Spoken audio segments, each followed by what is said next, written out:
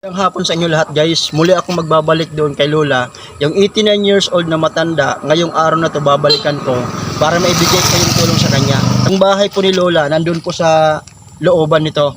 So pupuntahan po natin. Tara guys.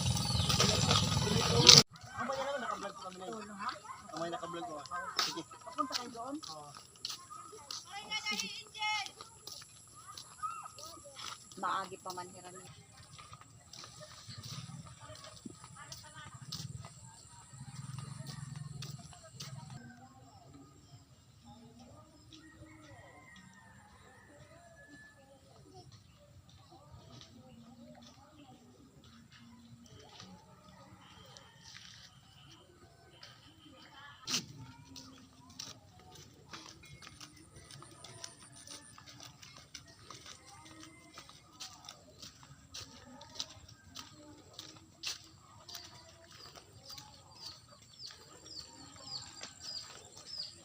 Guys, andito ako ngayon sa bahay ni Lola. So muli akong nagbalik dito. Ito po yung tulong na mabibigay ko sa inyo. Isang 10 kilos na bigas at saka grocery. Salamat. Pero mayroon po sanang gustong magbigay po sa inyo ng tulong. Pero nahiya po ako sa kanya na mag-follow up. Pero pumunta pa rin ako dito para mabigyan ka kasi medyo natagalan po ako pagpunta dito. Ay, maraming salamat po pati yung nagbigay sa akin. Ako po nagbigay po niyan, Lola. Galing po yan sa akin kay Lakwachero Pagbulig Vlog. Pero sabi ko nga sa Lola, pag matuloy po ang sponsor na magpaabot po sa inyo ng tulong, babalik po ako sa inyo dito. Kasi ang gusto po ng isang sponsor, mabilhan po kayo ng butane na magagamit mo kasi para kagaya ngayon, umuulan, hindi ka makakapagsibak ng kahoy. Diba? So hindi ka makapagsaing kasi kagaya dito maputik. Kasi mapano naman po yung magsain itong biting kay dat nakita. Okay. So medyo hindi ka na masyadong makakita ano. Sige lang, tuturuan kita. Pero sa panggatong, mas komportable ka sa panggatong Kasi pinatang ko na. sa pagsisibak. Oo.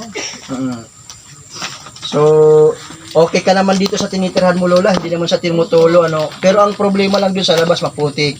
Okay lang yan, Lola, kasi ang mahalaga dito sa tinutulugan mo, safe ka, hindi tumutulo. Sa labas lang naman naputik, Lola. Ito lang tumutulong. Wala namang problema yun, Lola. Ang importante, meron na kayong bigas, meron kayong grocery, mga dilata na magagamit mo. Salamat po. Okay. Kumusta naman, Lola? Sabi mo may karamdaman ka, Lola. Anong karamdaman mo? 4 na buwan. 4 na buwan na. So, may panggamot ka. May pangbili ka ng... Nagpunta nga ako sa tambalan. Wala rin. Sige, Lola. Pabalikan kita dito para maabutan kita ng panggamot. Salamat po. So, ito muna ang ibibigay ko sa inyo ngayon. Bigas at saka grocery. Maraming salamat po. Pagpasensyahan nyo na po, Lola, na medyo matagal ako hindi nakabalik.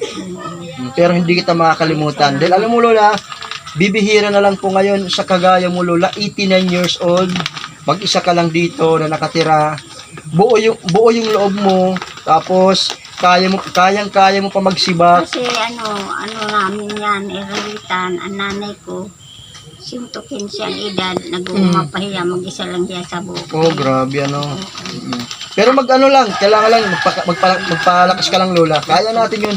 Alam mo, Lola, palagi po tayong papasalamat kay Lord. Yun na nga po. Huwag tayong makalimot magpasalamat kay Lord. Kasi si Lord ang nagbigay po sa atin ng lakas at siya po ang nagbigay po sa atin ng pagkakataon na humaba pa ang ating buhay. Salamat po. Ako po, Lola, ginamit lang po ako na instrumento ni Lord para makatulong po sa inyo. Kung pagkakalooban po tayo ni Lord na marami pang tumulong sa atin ng mga tao na kung sino man ang mga tao na may mabubuting kalooban na ipagkaloob sa atin ni Lord na makatulong po sa atin, sa inyo. Kasi po, itong mission po namin, Lola, hangad po namin na marami po kaming matulungan na mga kagaya po ninyo, Lola, na nag-iisa na lang po kayo sa buhay, tapos walang kasama dito. So, yun po yung mission po natin. Lagi po tayong magdadasal, Lola. Yun na nga. Kalooban ito ni Lord. Kay Lord po tayo magpasalamat. Kasi si Lord, nandyan palagi si Lord sa atin. Pag tinawag natin si Lord, Nakatingin sa bibigyan po tayo ng tulong ni Lord. So, maraming salamat kay Lord. Maraming salamat sa inyo. Kalooban ito ni Lord, nandito ako. para mabigyan ng tulong. Sige Lola ha. Salamat. So ito muna, bigas lang muna tsaka grocery. Salamat. Sa muli kong pagbabalik, mabigyan kita ng panggamot mo. Sa mga Maraming salamat sa inyo. sana po sa mga nais pong magpaabot ng tulong kay Lola. Si Lola po, Lola Conchita, 89 years old na po siya. Talagang mag-isa na lang po siya sa buhay. Sa edad niyang 89 years old, mahina na po, medyo bulag na po si Lola.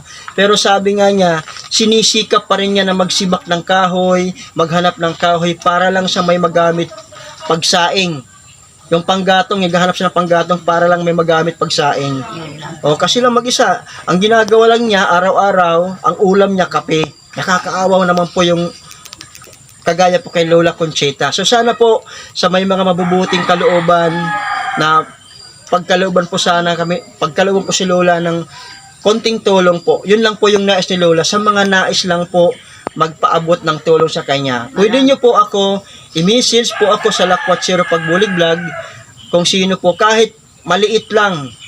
Pag pinagsama-sama natin yung barya-barya, malaking tulong po sa kanya. Kahit nga tag 20 pesos, na pag pinagsama-sama natin ng 20 pesos, malaking bagay na po yun para po kay Lola, kahit lang po, pambili po ng kanyang gamot. So, maraming salamat po. Maraming salamat sa inyo at tumulong sa iyo, Budol. Apo, maraming salamat po. Kay Lord po tayong pasalamat, Lola. Opo. Si Lord ang nagbibigay sa atin ng lakas. So, ang tagal kong nakabalik. Yan, kuwan hiya ato tingin sa oras-oras lahat. Sige, Lola. Ito, Lola, oh. Sige. Ano ha? Maraming salamat. Maraming salamat, Lola. Maraming salamat. Pagpalain po kayo ni Lord. At marami pa nawa na biyaya ang dumating po sa inyo. Opo. At marami pa sanang tao na may busilak ang kalooban na may tumulong po sa inyo. Salamat. Mayroon po isang tao na nais kang tulungan. Pag dumating po yung tulong niya na pinapaabot sa inyo, babalikan kita, Lola, anytime. Babalikan kita agad. Salamat. So maraming salamat, Lola. Mag-ingat ka lagi, Lola. Pagpagaling ka dito. So guys, maraming salamat sa inyo. Tumulong sa akin. Sige po, Lola. Sige po, ingat po, Lola. Opo. Okay. Bye-bye. So ngayong hapon na to, Huwebes po ngayon, Huwebes na po, 4 PM, alas 4 na po, na bumalik kami to kay Lola. Okay. Salamat. Salamat, Lola. Salamat.